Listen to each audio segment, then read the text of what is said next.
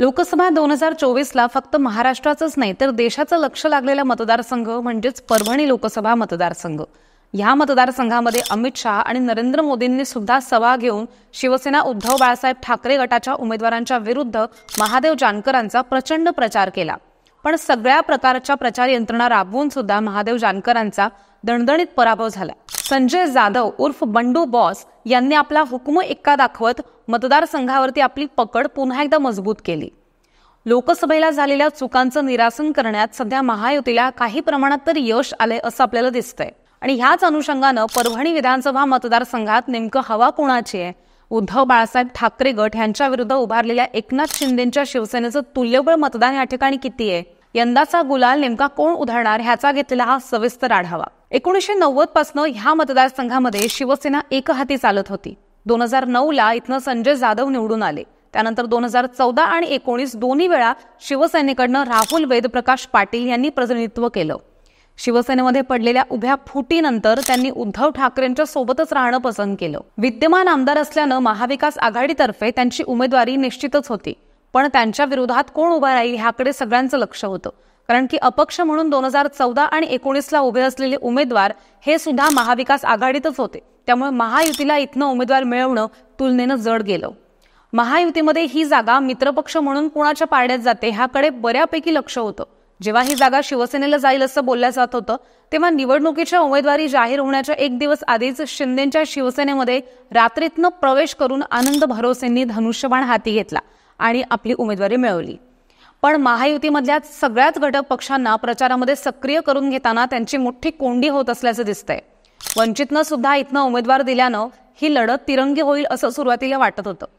पण वंचित बहुजन आघाडीच्या उमेदवाराचा अर्ज बाद झाला आणि ही लढत शिवसेना विरुद्ध शिवसेना अशीच होईल आता स्पष्ट होते. महाराष्ट्रातील परभणी विधानसभा मतदारसंघाबद्दल बोलायचं झालं तर हा मतदारसंघ राजकीयदृष्ट्या अत्यंत महत्वाचा आहे. 1990 पासून ह्या जागेवर फक्त शिवसेनेचेच उमेदवार निवडून आलेत.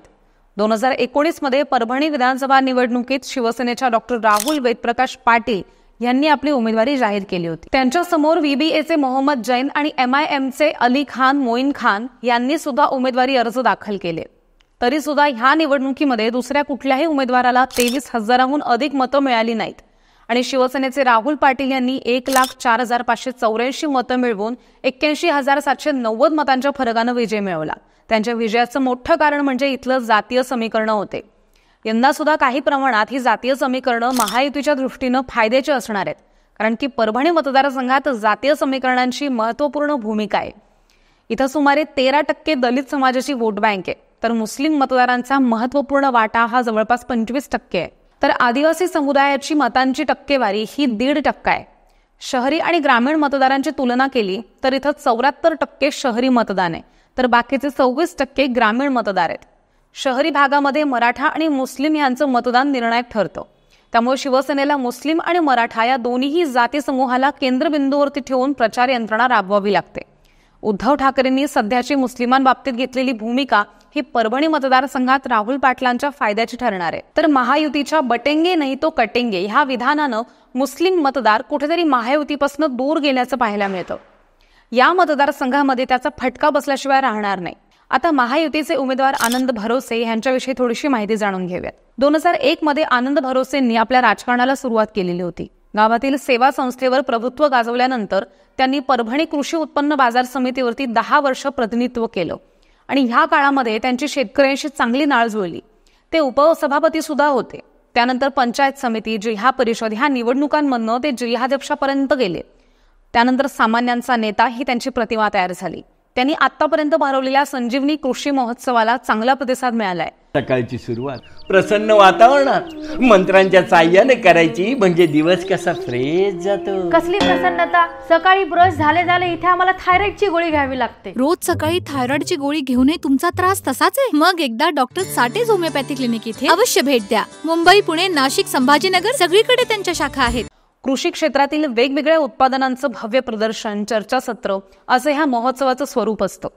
कोरोना काळामध्ये सुद्धा त्यांनी सामान्यांना मदतीचा हात दिला होता. त्यानंतर त्यांनी काँग्रेसची वाट धरत परभणी जिल्ह्यामध्ये गावोगावी काँग्रेसचा प्रचार सुरू केला. नंतर पंचायत समिती आणि जिल्हा परिषदेमध्ये काँग्रेसच्या माध्यमातून दाखल झालेल्या भरोसेंनी 2009 आणि 2014च्या विधानसभा निवडणुकीत काँग्रेसकडनं उमेदवारी मिळवण्याचा आटोकाट प्रयत्न केला. तर भरोसेंनी उमेदवारी न मिळाल्यामुळेच रात्रीतनं भाजपमध्ये प्रवेश केला होता. त्यावेळी सुद्धा भाजप निष्ठावंतांशी जुळवून घेण्यात त्यांना मोठ्या अडचणी आलेल्या होत्या. त्यावेळच्या शिवसेनेच्या खान की बाण याचा जोरदार झटका त्यांना बसला आणि 3ऱ्या क्रमांकावरती जायची वेळ आली.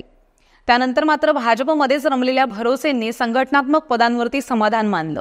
नंतर 2019च्या निवडणुकीत शिवसेना भाजप युतीमुळे त्यांना शांत बसण्याशिवाय कुठला पर्यायच नव्हता. आता सुद्धा महायुतीमध्ये शिवसेना शिंदे गटाला जागा गेल्यानंतर पुन्हा एक कोलांटी उडी घेत भरोसेंनी धनुष्यबाण तर मिळवलाय, पण भाजपच्या पदाधिकाऱ्यांनी आपली उघड नाराजी सुरुवातीलाच दाखवून दिली होती. तीच नाराजी सध्याच्या प्रचारामध्ये सुद्धा आपल्याला दिसून येते. मुळात शिवसेना दुभंगल्यानंतर इथल्या शिवसेनेचे खासदार आणि आमदार तसंच पर्यायानं पदाधिकारी सुद्धा ठाकरेंच्याच पाठीशी आहेत. त्यामुळे शिंदेच्या शिवसेनेमध्ये वजनदार पदाधिकारी आता राहिलेच नाहीयेत. मूळच्या शिवसेनेतनं दूर गेलेल्या पदाधिकाऱ्यांनी आणि काही नवख्यांनी शिंदे गटाचं व्यासपीठ ताब्यामध्ये घेतलंय. अशीच स्थिती अजित पवारांच्या राष्ट्रवादीच्या पदाधिकाऱ्यांबाबत सुद्धा आहे. त्यामुळे भरोसेंची प्रचारादरम्यान कोंडी होतीये. या तालुक्यातील महायुती एकसंघ असल्याचं दाखवत स्वतः मुख्यमंत्री एकनाथ शिंदेंनी इथे लक्ष घातलं. त्यामुळे सध्या तरी भरोसेंचंच पारडं या ठिकाणी जड मानलं जात आहे. शिवसेना उद्धव गटाचे कार्यकर्ते स्वतःकडे वळवून घेण्यात मुख्यमंत्र्यांच्या साथीनं भरोसेंना यश आलेलं दिसतंय. कारण की 2-3 महिन्यांपूर्वीच परभणीतील ठाकरे गटाला धक्क्यामागनं धक्के बसलेले होते. विद्यमान आमदार पाटील यांच्यावरती नाराज असलेल्या शेकडो कार्यकर्त्यांनी पक्षाला सोडचिठ्ठी देत शिंदे गटामध्ये प्रवेश केला. कोरेगावचे सरपंच आप्पाराव वावरे यांनी सुद्धा 21 ऑगस्टला शेकडो समर्थकांसह शिंदे गटात प्रवेश केला. आमदार पाटील यांच्या कार्यपद्धतीवरती नाराज होत अनेकांनी भाजप किंवा शिंदे गटाची वाट धरली आहे. भरोसेंनी कार्यकर्त्यांना आपल्याकडे खेचून घेतलं, पण विधानसभेला ते किती मनातनं काम करतील यावरतीच त्यांचा विजय अवलंबून असेल. ठाकरे गटानं राहुल पाटील यांना 3ऱ्यांदा उमेदवारी दिली आहे, पण सलग 3ऱ्या टर्ममध्ये पाटील उमेदवारी करत असल्यानं गेल्या 10 वर्षांच्या राजकारणामध्ये त्यांचे विरोधक सुद्धा वाढलेच आहेत. शिवाय गेल्या वर्षभरामध्ये ठाकरे गटाकडच्या शेकडो सरपंचांनी सुद्धा शिंदे गटामध्ये प्रवेश केल्याच्या बातम्या आल्या आहेत. सोबतच परभणी विधानसभा मतदारसंघामध्ये निधी तुलनेनं कमी मिळालेला होता, म्हणून विकास कामामध्ये अडथळा आला असं पाहायला मिळालं होतं. त्यात जनतेच्या उपयोगांचे किंवा थेट लाभ देणाऱ्या योजनांचा इथे राहुल पाटील प्रचार करण्यामध्ये कुठेतरी कमी पडलेत अशी खंत सुद्धा परभणीच्या जनतेमध्ये आहे. राजकीय समीकरणं जर सोडली तर विकासाच्या दृष्टीनं परभणी अजून सुद्धा मागासच आहे. त्यामध्ये राहुल पाटील हे राज्याच्या राजकारणावरती आपलं मत मांडतायत, तर भरोसे हे स्थानिक प्रश्नांवरती मतदारांना आपल्याकडे खेचतायत. त्यामुळे त्यांची ताकद वाढताना दिसतेय. शिंदे गटाची परभणी विधानसभेतील ताकद पाहिली तर ह्यावेळी परभणीकर हे भाकरी फिरवून आनंद भरोसेंनाच आमदार करतील अशी शक्यता सुद्धा राजकीय विश्लेषकांनी व्यक्त केली आहे. बंडखोरी या ठिकाणी उघड नसली तरी सुद्धा अस्पष्ट आहेच. राहुल पाटील यांची कारकीर्द तशी कार्यकर्त्यांच्या दृष्टीनं फारशी उपयोगाची राहिलेली नाहीये.